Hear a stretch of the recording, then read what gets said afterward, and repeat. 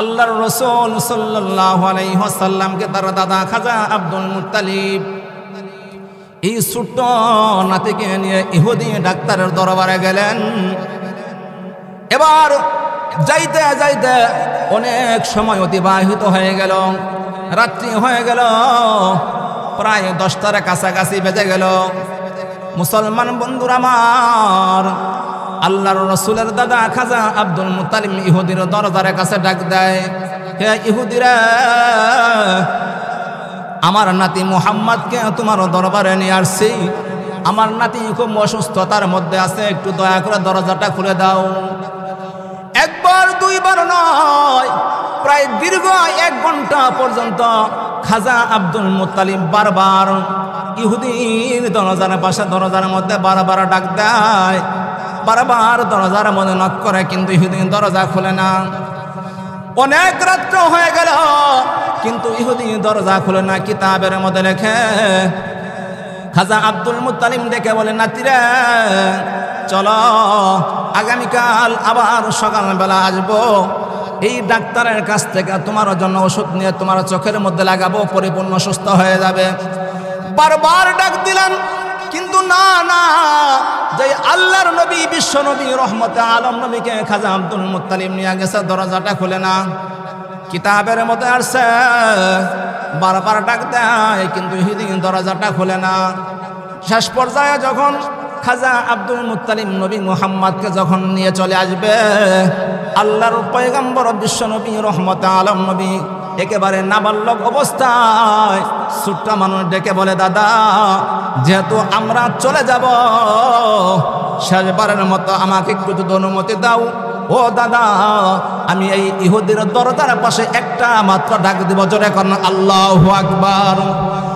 বারবার খাজা Abdul Muttalib ডেকে বলে, নাতিরা, আমি প্রায় 1 ঘন্টা যাবত ইহুদি ডাক্তারের কাছে বারবার ডাকতেছি, কিন্তু দরজা খুলে না। বারবার ডাক দিলাম, দরজা খুলে না। তুমি নবী মুহাম্মদ, অর্থাৎ তুমি একেবারে ছোট্ট মানুষ, নাবালক অবস্থায়, এমন অবস্থায় তোমার আওয়াজ কি ওই ইহুদি ডাক্তার শুনবে? না না, চলো আমরা বাড়িতে যাই। কয়, তোমার আওয়াজ তো শুনবে না, যেহেতু আমি এত বড় মানুষ, আমার গলার আওয়াজের এত পাওয়ার, গলার এত পাওয়ার, তাই শুনে না, আর তোমার আওয়াজ শুনবে, এটা কিভাবে সম্ভব? কয়, দাদা, আমাকে একটা বার সুযোগ দাও গো দাদা, আমি আর দ্বিতীয়বার আর তোমার কাছে সুযোগ চাই না, একটিবার মাত্র ডাক দিব।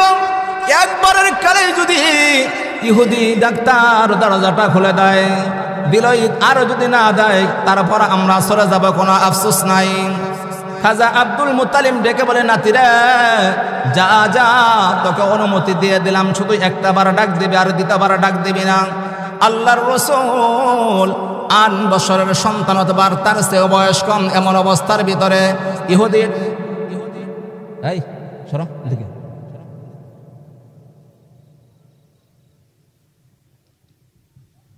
আল্লাহর রাসূল একেবারে ছোট্ট অবস্থায় কেবলমাত্র শুধুমাত্র ইহুদি দরজার কাছে গিয়ে একটিবার ডাকতে বলে, ইহুদিরা, আমি মুহাম্মদ তোমার দরজার পাশে আসছি, এই মুহূর্তে তুমি দরজাটা খুলে দাও, জোরে কোন সুবহানাল্লাহ।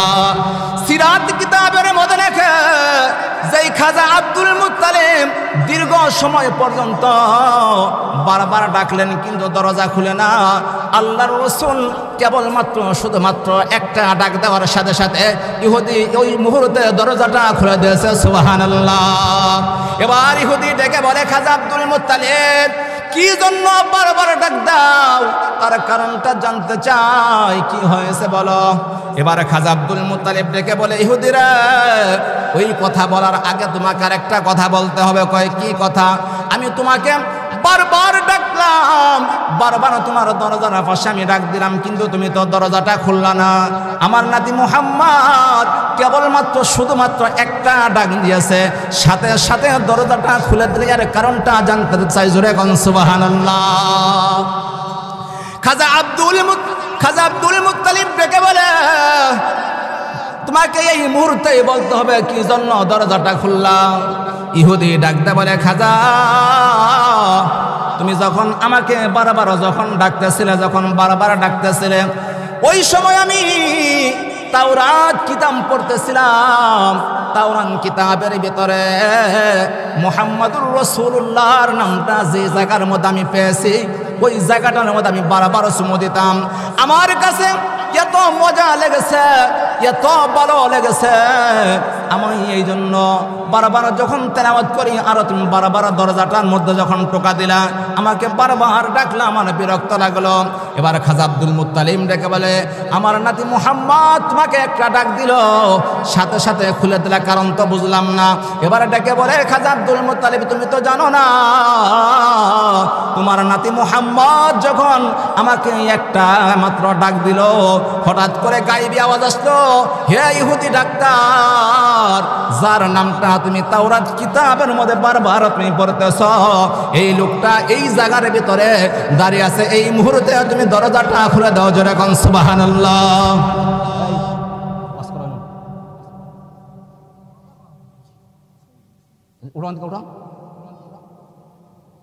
কাজ করবার গেছে, একটা কথা বলবার, একটা কথা না, বারবার কানের মধ্যে আওয়াজ আসতেছে। তো বলতেছে যে তুমি বারবার এরকম ভাবে ডাক দিলাম, কিন্তু বুঝলাম না, খুলে দিলা। কয় আমাকে কে যেন গায়েব আওয়াজ দিয়ে বলতেছে যে যার নাম তুমি ওই জায়গার মধ্যে পড়তেছ, এই লোকটা দরজার পাশে সে ডাক দিয়েছে। এই আওয়াজটা যখন আমার কানের মধ্যে আসছে, আমি সাথে সাথে দরজাটা খুলে দিয়েছি। জোরে কোন সুবহানাল্লাহ। কয় কি জন নরস, তুমি তাড়াতাড়ি বলো। কয় হে ইহুদি ডাক্তার, কয় আমার নাতি মুহাম্মাদের সগুর সেটুর ওষুধ দাও। এবার ইহুদি ডাক্তার ডেকে বলে, খাজা আব্দুল মুত্তালিব এই ওষুধ আমি দিতে পারবো না।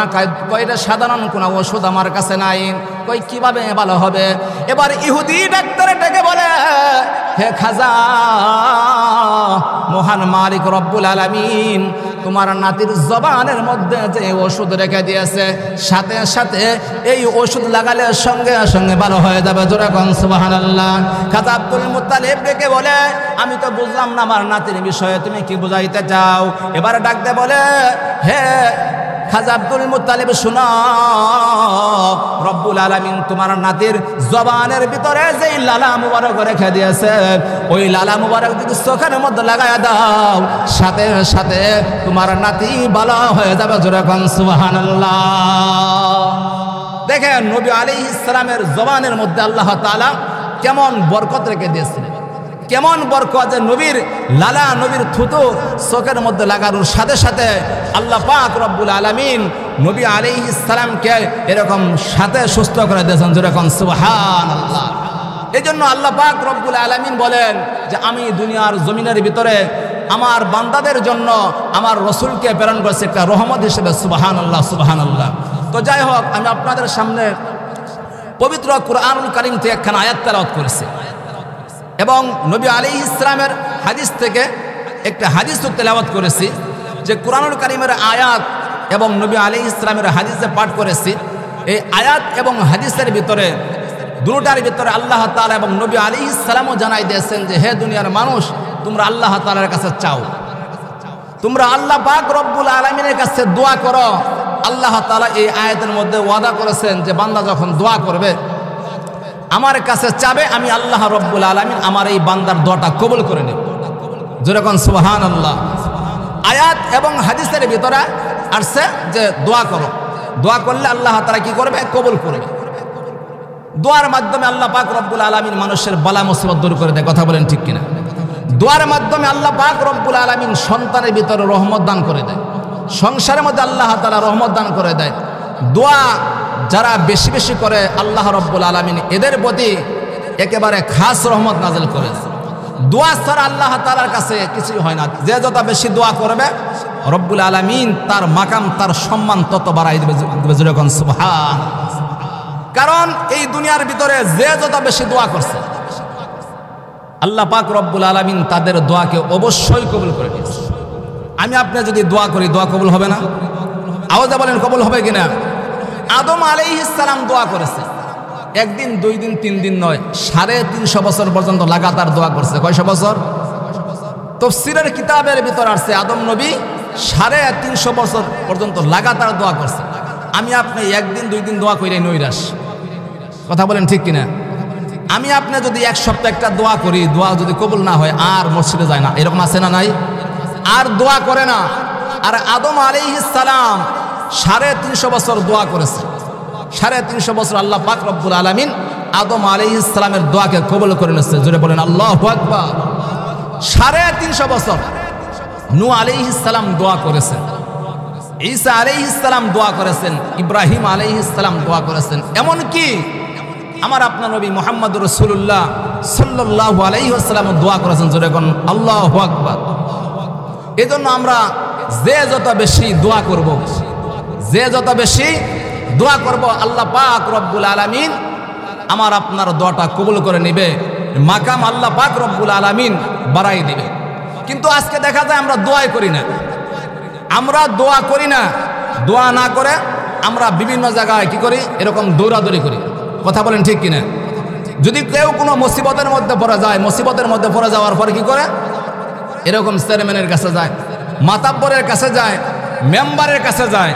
কিন্তু যার দরবারে দোয়া করলে, যে জায়গায় দোয়া করলে আল্লাহ রাব্বুল আলামিন মুসিবত দূর করে দিবে, পেরেশান দূর করে দিবে, কিন্তু আমি আপনি ওই জায়গায় দোয়া করি না, কথা বলেন ঠিক কিনা?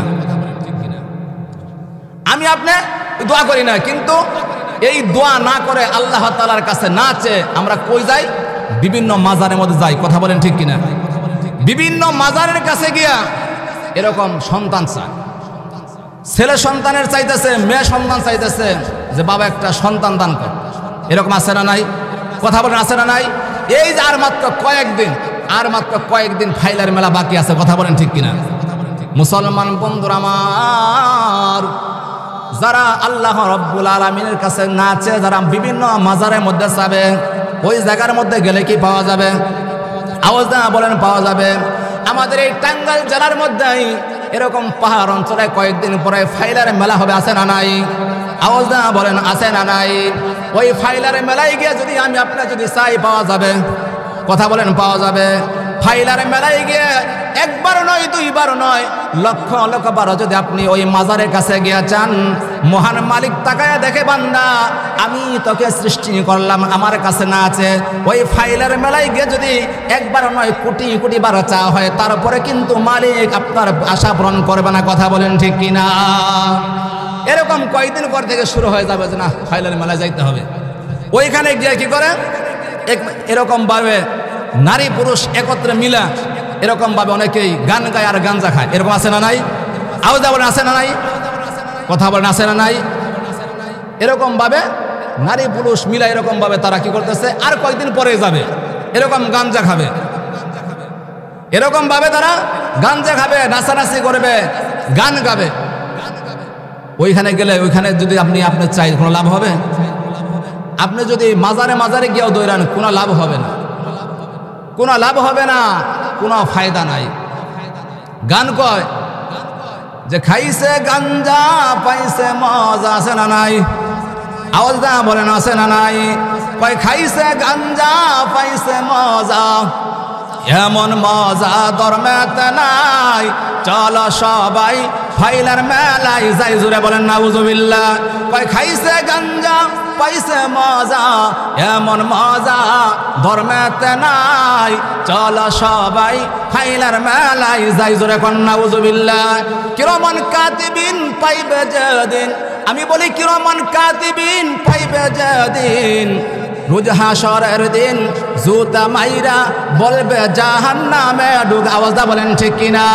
কিরমান কাতিবিন পাইবে যেদিন, কিরমান কাতিবিন পাইবে যেদিন, জুতা মাইরা বলবে তোরা ছেলে দুনিয়ায় ফাইলার লোক, তাড়াতাড়ি জাহান্নামে ঢুক, কথা বলেন ঠিক কিনা? তখন কোনো লাভ হবে না। ওই সময় যদি আপনি হাসরের ময়দানে আফসোস করে কোনো লাভ হবে? এই জন্য ওই মাজারে গিয়া, ফাইলার মেলায় গিয়া আল্লাহ তাআলার কাছে চাইলে কোনো লাভ হবে না। আমি যেই কথাটা বলেছিলাম, আল্লাহ পাক পরওয়ারদিগার আলম বলেন যে ওয়াইদা সালাকা ইবাদি আন্নি, ওগো নবী দুনিয়ার মানুষদেরকে আপনি জানাই দেন, তারা আমার বিষয়ে আপনার কাছে জিজ্ঞাসা করে, আপনার কাছে জিজ্ঞাসা করে যে আমি আল্লাহ তাআলা কত দূরে থাকি, কেমন দূরে থাকি, কতটুকু এরকম দূরত্ব আল্লাহ রাব্বুল আলামিন জানায় দেয়, ফা ইন্নী করিব, আমার বান্দাদেরকে জানায় দেন আমি তাদের নিকটে আছি। জোরে কোন সুবহানাল্লাহ। আমি আপনি দোয়া করে দোয়া কবুল হয় না, আল্লাহ বলেন যে উজিবু দাওয়াতাদ দাঈ ইযা দাআন। বান্দা যখন দোয়া করবে, আল্লাহ তাআলা বলেন যে যখন বান্দা আমার কাছে আহ্বান করবে, আমি রব্বুল আলামিন প্রতিশ্রুতি দিলাম অবশ্যই তার দোয়াটাকে কবুল করে নেব। জোরে কোন সুবহানাল্লাহ। আপনি দুনিয়ার জিন্দেগির ভিতরে যে জায়গার মধ্যেই যদি আল্লাহ রব্বুল আলামিনকে যদি খুশি করার জন্য দোয়া করতে পারেন, রব্বুল আলামিনেরকে যদি খুশি করার জন্য দোয়া করতে পারেন, অবশ্যই রব্বুল আলামিন আপনার দোয়া কবুল করে নিয়ে আপনার মনের আশা পূরণ করে দেন। কিন্তু চাওয়ার মতো চাইতে হবে, কথা বলেন ঠিক কিনা? আমি আপনি দোয়া করি, দোয়া কবুল হয় না। আল্লাহ তাআলার ওয়াদা, আমার বান্দা তামাম পৃথিবীর জমিনের মধ্যে এরকম যে জায়গার মধ্যে থেকে যদি দোয়া করে, আমি রব্বুল আলামিন অবশ্যই তার দোয়াটা কবুল করে নেব। যখন সুবহানাল্লাহ, এটা আল্লাহ তাআলার ওয়াদা।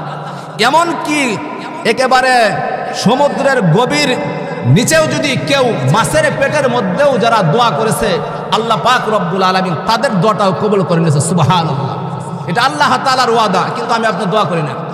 আপনারা হযরত ইউনূস আলাইহিস সালামের নাম শুনেন নাই? দেখেন একেবারে সমুদ্রের একেবারে পানির নিচে মাছের পেটের মধ্যে গিয়াও দোয়া করেছে, আল্লাহ তাআলা কিভাবে কবুল করে নেয়। হযরত ইউনূস আলাইহিস সালামকে আল্লাহ রাব্বুল আলামিন নিনুয়াবাসীদের কাছে পাঠাইলেন, যাও এই নিনুয়াবাসীদের কাছে তোমাকে পাঠাইলাম। ওয়া আরসালনাহু ইলা মিআতি আলফিন আও ইয়াজিদুন। আল্লাহ বলেন যে নিনুয়াবাসীদের কাছে আমি ইউনূস আলাইহিস সালামকে পাঠাইলাম, যে তাদের সংখ্যা 1 লক্ষ বা তার চেয়ে বেশি ছিল। তাই না হুজুর? 1 লক্ষ বা তার চেয়ে বেশি ছিল। হযরত ইউনূস আলাইহিস সালাম একদিন 2 দিন নয়, 40 বছর পর্যন্ত দাওয়াত দিয়েছে। কয় বছর? 40 বছর পর্যন্ত ইউনূস আলাইহিস সালাম দাওয়াত দিয়েছেন। 40 বছর পর্যন্ত দাওয়াত দেওয়ার পরে এই ইউনূস আলাইহিস সালামকে কাফেররা বলতেছে যে আমাদেরকে যতই দাওয়াত দাও কোনো লাভ হবে না, আমাদেরকে যতই দাওয়াত দাও লাভ হবে না। ইউনূস আলাইহিস সালাম কি করলেন? আবারও তাদেরকে দাওয়াত দিলেন, আসো পড়ো লা ইলাহা ইল্লাল্লাহ ইউনূস নবিয়ুল্লাহ। এদেরকে বারবার দাওয়াত দিলেন যে না। এবার এই জাতি বলতেছে, হে ইউনূস, আমাদেরকে যদি তুমি এরকমভাবে 40 বছর না তার সাথেও যদি হাজার হাজার বছরও যদি আমাদের হায়াত থাকে, আমাদেরকে যদি দাওয়াত দাও, এরকমভাবে দাওয়াত দেওয়ার পরেও আমরা তোমার এই দিন একত্ববাদের দিকে আমরা ফিরে আসবো না। এমনকি আমাদেরকে যদি তুমি টুকরো টুকরো করে ফেলো, তারপরেও কশ্চিনকালেও তোমাকে আমরা নবী হিসেবে গ্রহণ করবো না। জোরে কোন নাউজুবিল্লাহ।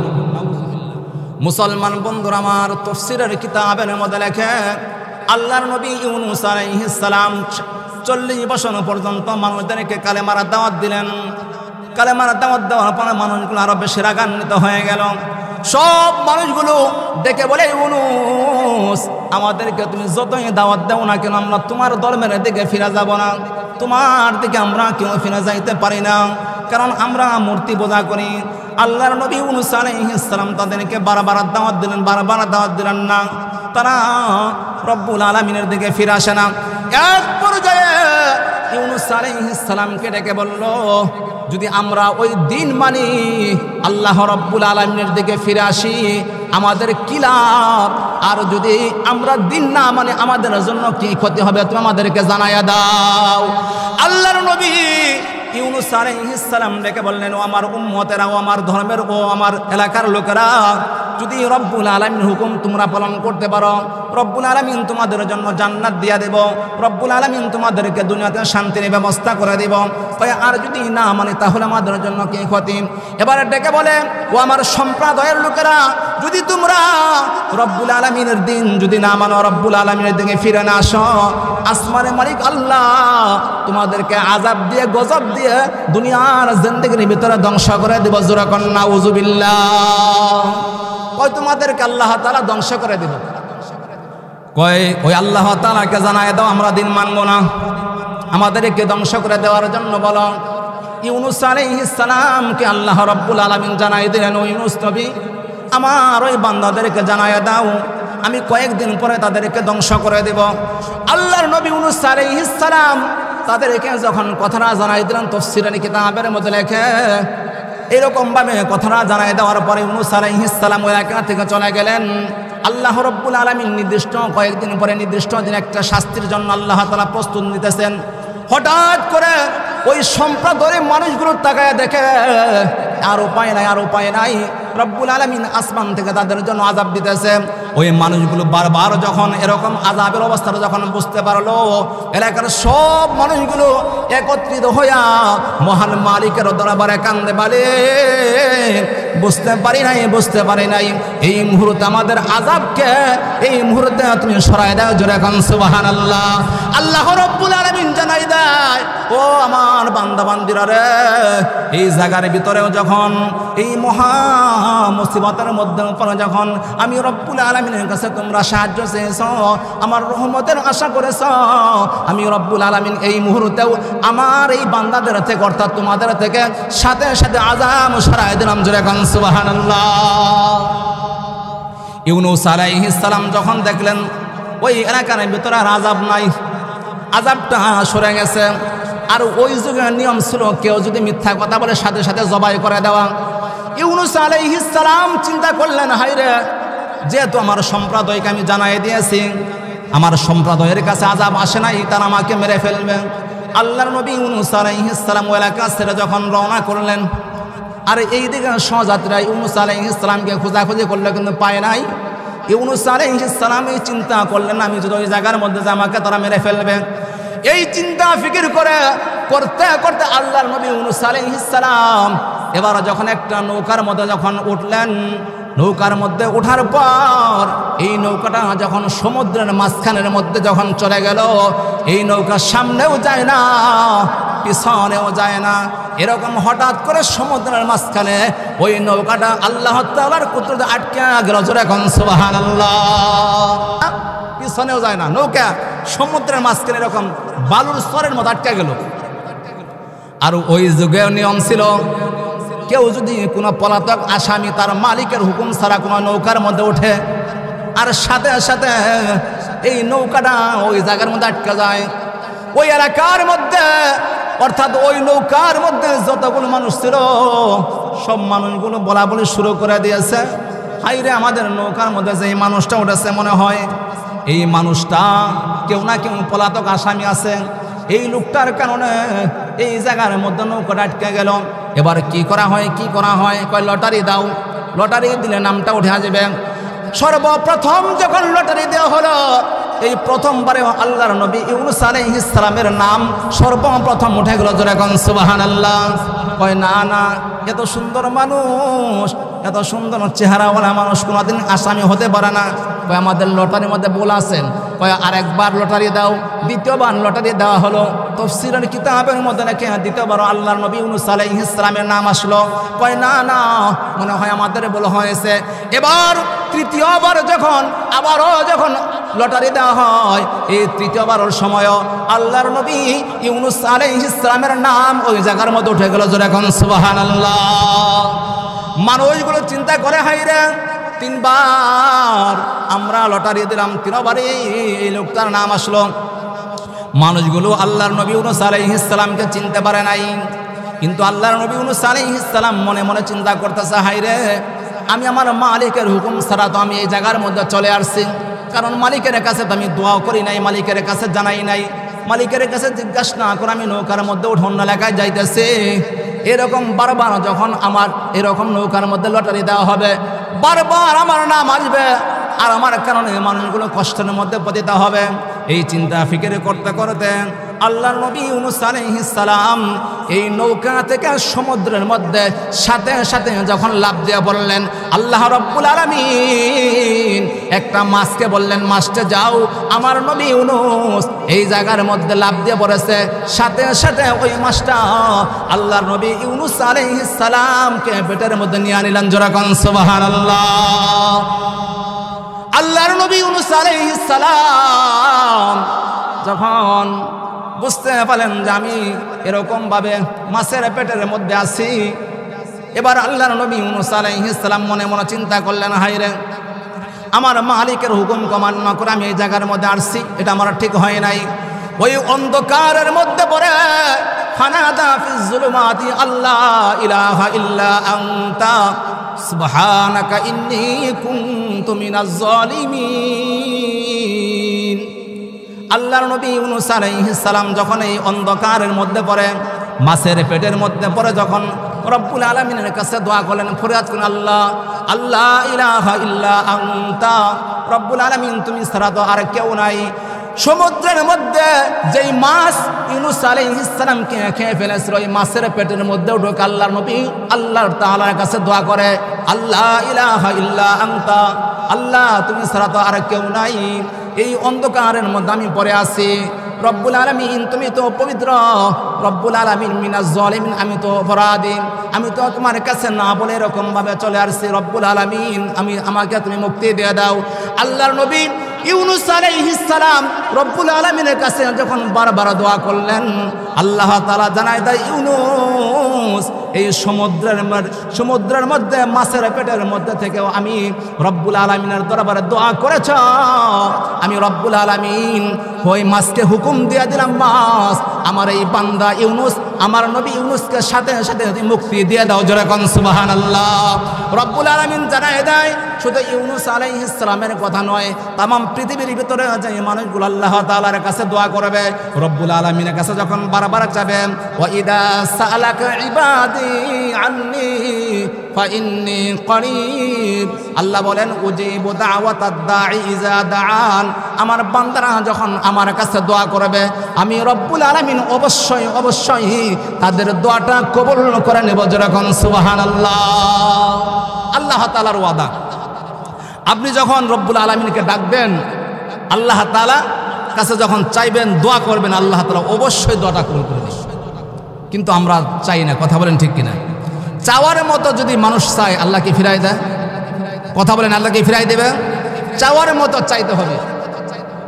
যদি আপনি আল্লাহ তাআলার কাছে ইখলাস নিয়ে যদি আপনি চাইতে পারেন, দোয়া করতে পারেন, আল্লাহ তাআলার ওয়াদা যে ফাল ইস্তাজিবু লি ওয়া লিউমিনু বি লাআল্লাহুম ইয়ারশুদুন, আল্লাহ তাআলার ওয়াদা আয়াতের ভিতর আছে যে আমি অবশ্যই উজিবু দাওয়াতাদ দাঈ ইযা দাআন, আমার এই বান্দার ডাকে সাড়া দিয়ে দেব, এবং আমার এই বান্দা যেই জিনিসটা চাইবে রব্বুল আলামিন সাথে সাথে দিয়ে দেব। সুবহানাল্লাহ। পৃথিবীতে যে যেখান থেকেই মুসিবতের মধ্যে পড়ে আল্লাহ তাআলার কাছে দোয়া করেছে, আল্লাহ তাআলা তাদের দোয়াটা কবুল করে নিয়েছে। ইব্রাহিম আলাইহিস সালাম একেবারে নমরুদের আগুনের মধ্যে পড়ে দোয়া করছে, আল্লাহ কবুল করে নাই? কথা বলেন করছে কিনা? 40 দিন পর্যন্ত লাগাতার দোয়া করছে। ইব্রাহিম আলাইহিস সালাম আগুনের মধ্যে পড়ে দোয়া করছে, কাফেররা কয় ইব্রাহিম একেবারে মইরা পুরা শেষ, কিন্তু রব্বুল আলামিনের কাছে সাহায্য চাইছে, দোয়া করেছে। রব্বুল আলামিন ইব্রাহিম নবীর জন্য ওই আগুনকে শান্তির এর দায়ক বানাই দিয়েছে। সুবহানাল্লাহ। আমি আপনি যদি দোয়া করি, আল্লাহ তাআলা কি কবুল করবে না? কথা বলেন, করবে কিনা? এই জন্য আল্লাহর পয়গম্বর সাল্লাল্লাহু আলাইহি ওয়াসাল্লাম বলেন যে ক্বালান নবী সাল্লাল্লাহু আলাইহি ওয়াসাল্লাম ইন্না রাব্বাকুম হাইয়্যুন কারীম ইয়াস্তাহয়ি মিন আবদিহি, বান্দা যখন আল্লাহ তাআলার কাছে দোয়া করে, ইয়াস্তাহয়ি মিন আবদিহি ইদা রাফা ইয়াদাই, দুই হাত তুলে যখন বান্দা আল্লাহ তাআলার কাছে যখন চায়, দোয়া করে, আল্লাহ পাক রব্বুল আলামিন ওই বান্দার খালি হাত ফিরাইতে লজ্জা পায়। আল্লাহ তাআলা খালি হাত ফিরাই দিতে লজ্জা পায় যে আমার এই বান্দা আমার কাছে চাইছে, আমার কাছে দোয়া করেছে, আমি আল্লাহ তাআলা কিভাবে তার খালি হাতটা ফিরাই দিই, তার মনের আশা আল্লাহ তাআলা পূরণ করে দেয়। সুবহানাল্লাহ। তবে আমি আপনি নামাজ পড়ে দোয়া করি, কিন্তু দেখা যায় যে আমাদের মুসিবত দূর হয় না, এরকম আছে না নাই? সন্তানের জন্য আপনি দোয়া করেন, কিন্তু দোয়া কবুল হয় না। আপনার মা বাবার জন্য দোয়া করেন, দোয়া কবুল হয় না। বারবার কান্নাকারি করতেছেন, 1 সপ্তাহ 2 সপ্তাহ চলে যায়, দোয়া কবুল হয় না। দোয়া কবুল না হওয়ার আরো কয়েকটা কারণ আছে, আবার দোয়া কবুল হবে তার আবার কয়েকটা শর্ত আছে।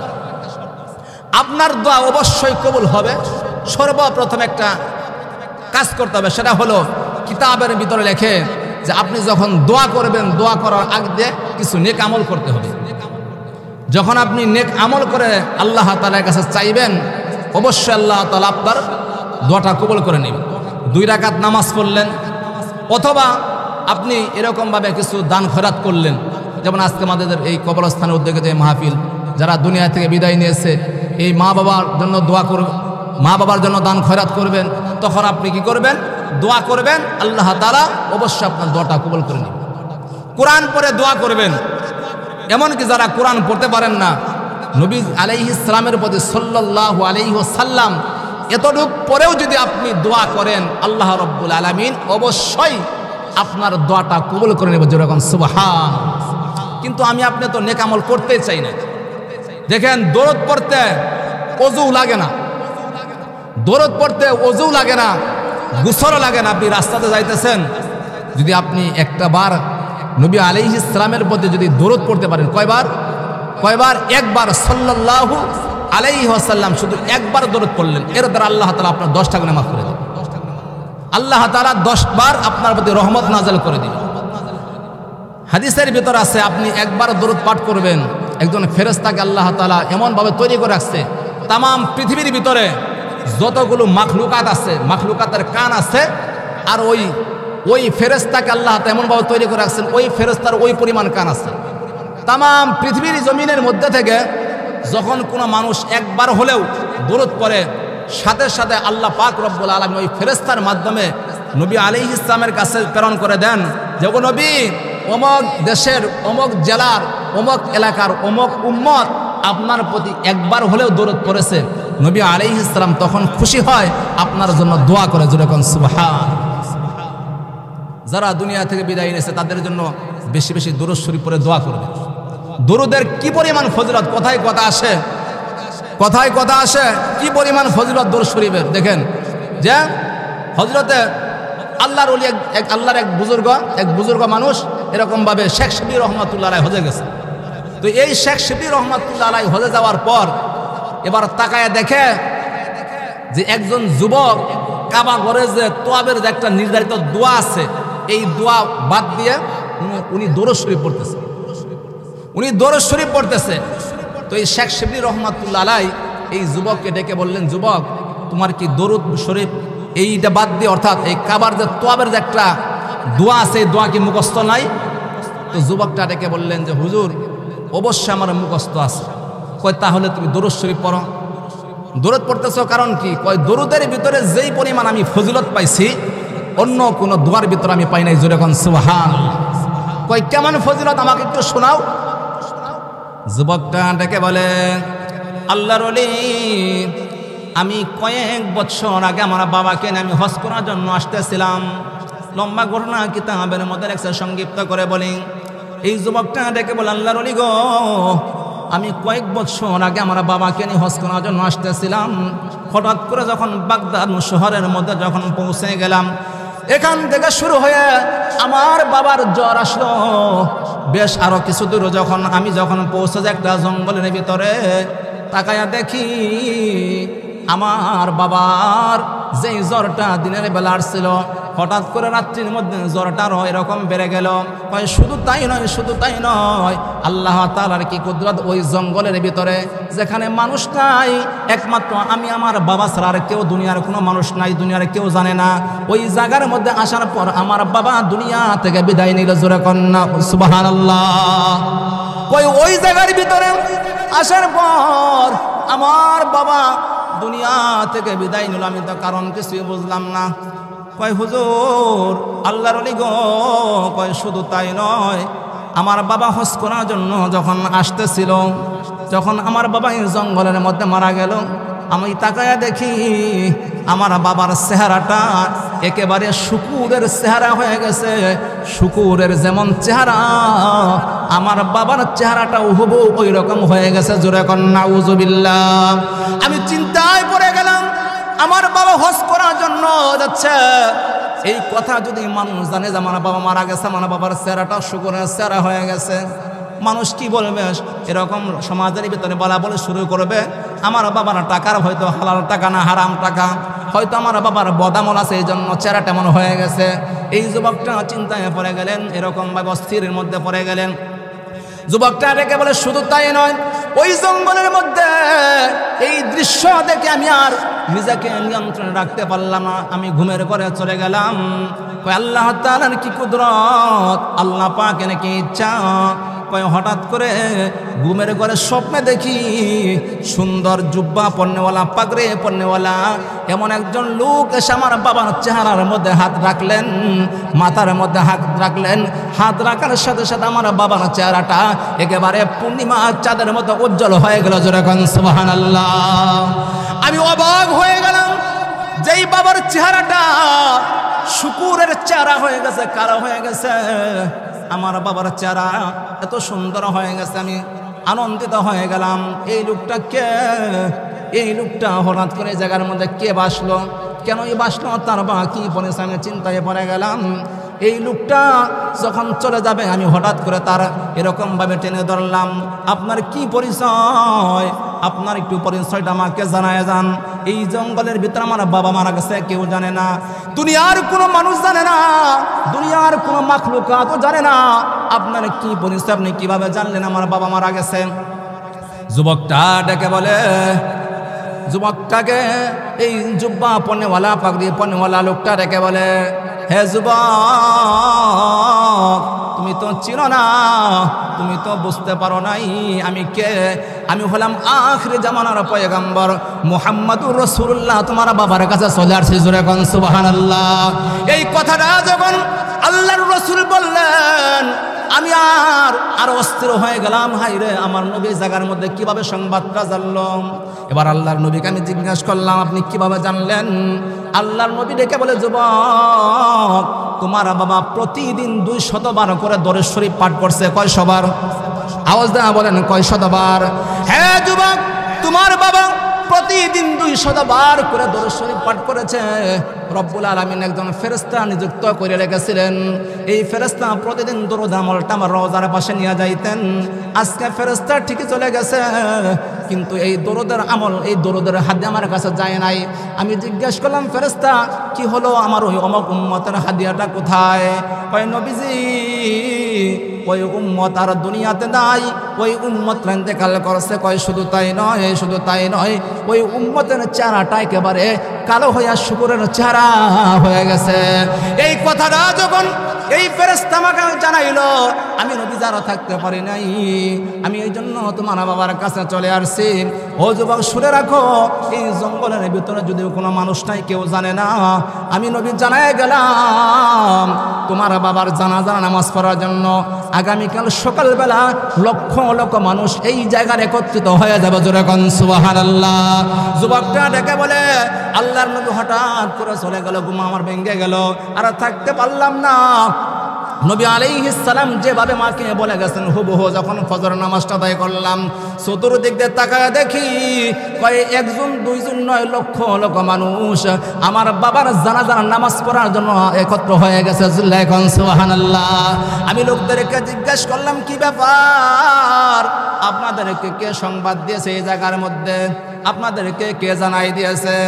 এবার সমস্ত মানুষগুলো আওয়াজ দেয়, যুবক, আজকে সকালবেলা কে যেন আমাদের কানের মধ্যে আওয়াজ দিয়ে দিল, গাইবে একটা আওয়াজ আসলো, ও আমার বান্দারা, এই জঙ্গলের ভিতরে আমার রসুল একজন প্রিয় মানুষ মারা গেছে, আমার রসুল একজন প্রিয় মানুষ মারা গেছে। যেই লোকটা প্রতিদিন দরুদের আমল করতো, যেই লোকগুলো এই লোকটার জানাজার নামাজ অংশগ্রহণ করবে, আমি রব্বুল আলামিন তাদের জীবনের সব গুনাহ মাফ করে দিব।